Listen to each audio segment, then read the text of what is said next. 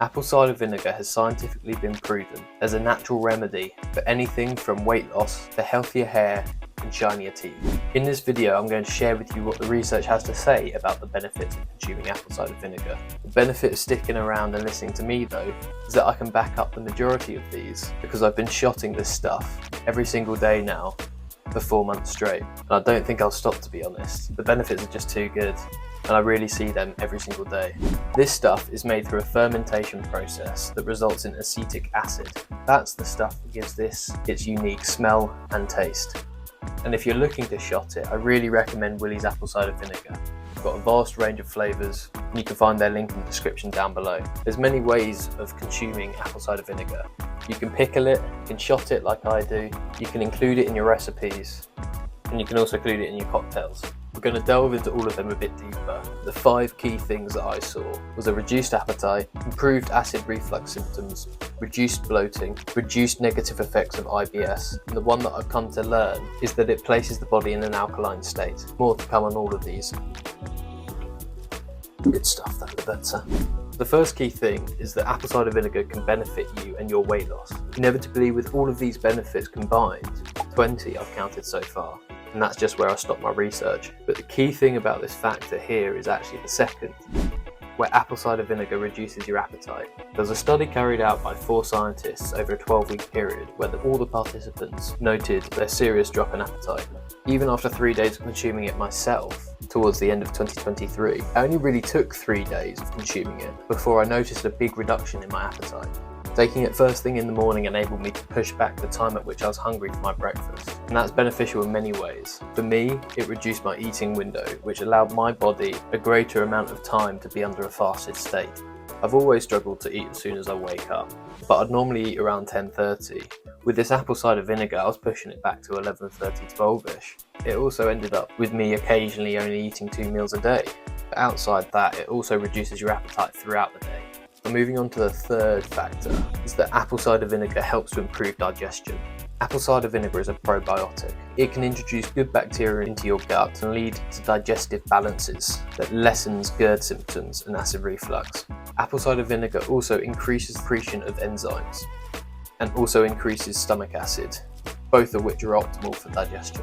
As I've mentioned in my blog, which I also leave in the link in the description down below, and my other shorts that I've released, I could hear and feel these changes in my digestion. Through always believing I had a permanent problem with digesting food, it was the first time I could really actually feel a beneficial change and actually hear that, which was the weird thing. It led to more comfortable trips to the loo and just made the enjoyment of eating food come back again. Taking apple cider vinegar, I found I was less full from meals quicker, suggesting that digestion rate has increased. I still felt nutritionally full from my meals. And part of the reasons for the loo trips being a lot more comfortable than what they were, having had IBS in the past, that's a relief. But with IBS, I always felt I wasn't fully done, but with apple cider vinegar that's allowed me to feel that way and has allowed me to feel a lot freer as well. The fourth factor is that apple cider vinegar can improve acid reflux symptoms. Part of the reason for me being admitted to hospital 3 years ago was because I have these sensations of acid reflux in my throat, and I've had that for quite a while, for as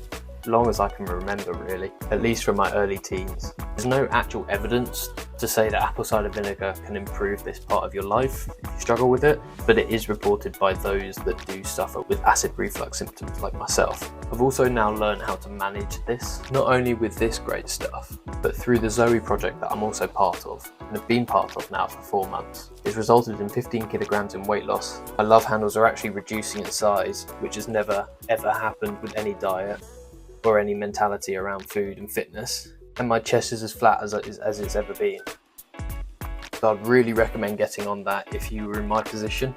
Even if not, and you just want to get a hold of your health, the food that you consume, and the way that you think about the food that you consume, with the end goal being a longer, healthier life.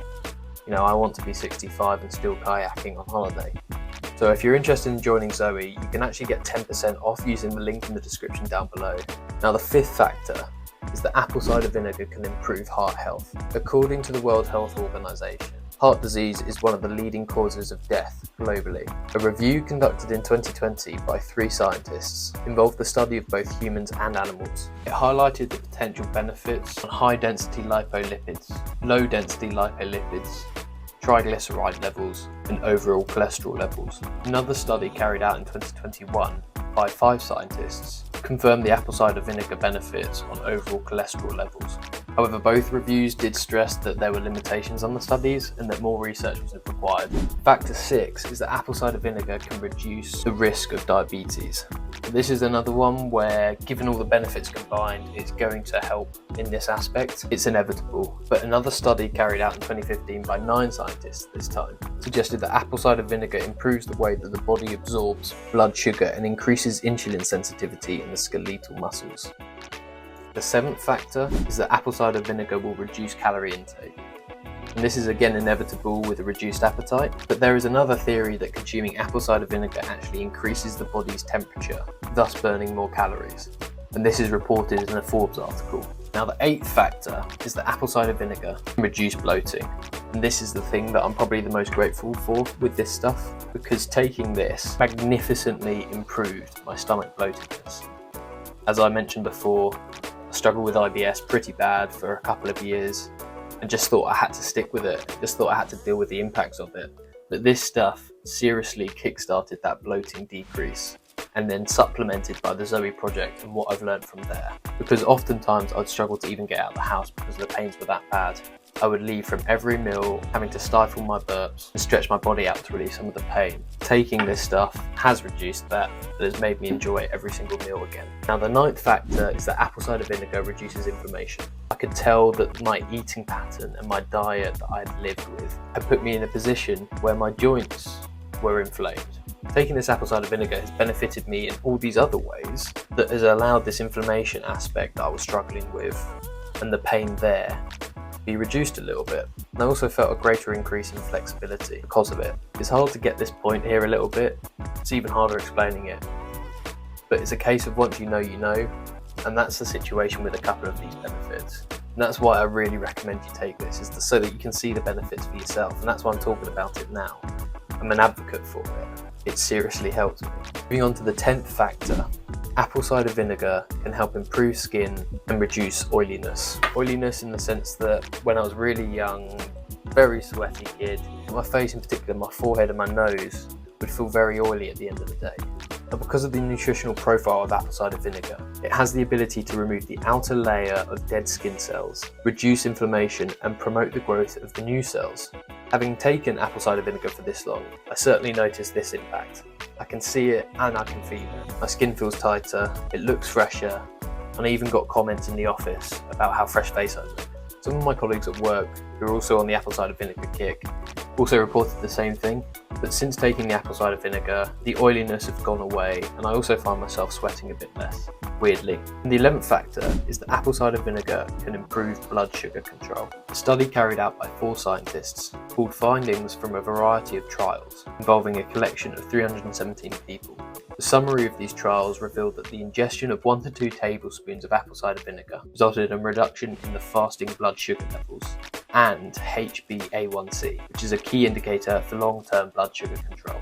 Furthermore, the researchers exhibited that apple cider vinegar had a greater efficacy than other vinegars, thus finding that these trials and these studies proved that it may be beneficial to consume apple cider vinegar in an attempt to regulate blood sugar levels better. The thing is with blood sugar is that everyone goes through peaks and troughs. In particular me, because my blood sugar control isn't very good, and that was shown by Zoe's health assessments and health scores. Having been on the Zoe Project now, I've learned to manage those a bit better, but it's all started with this stuff. Now the 12th factor is that apple cider vinegar has good gut bacterial properties. Zoe states that early laboratory tests have found that apple cider vinegar, either neat or diluted water, can restrict the growth of the following common microbes.